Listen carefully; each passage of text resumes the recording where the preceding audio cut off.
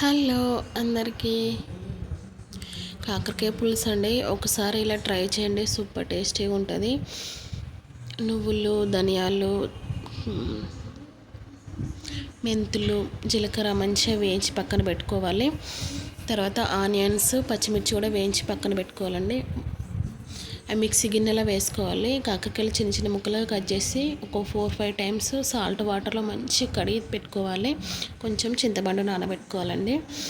బాండి పెట్టుకొని ఆయిల్ వేసుకొని ఆవాలు, జీలకర్ర, కొంచెం కరివేపాకు వేసుకొని కాకరకాయ ముక్కలు వేసుకొని మంచిగా వేగనివ్వాలి. వేగిన తర్వాత కొంచెం పసుపు, కొంచెం కారం, అల్లం వెల్లిపాయ పేస్టు, ఇందాక మిక్సీ పట్టుకున్న స్పైసెస్ అన్నీ దీంట్లో వేసుకొని కాస్త వేగిన తర్వాత చింతపులుసు పోసుకోవాలి. అదే మిక్సీ గిన్నెలో కొన్ని వాటర్ పోసుకొని మనకు సరిపడా చిక్కదనం కోసం ఇంకో గ్లాస్ వాటర్ పోసుకోవాలి.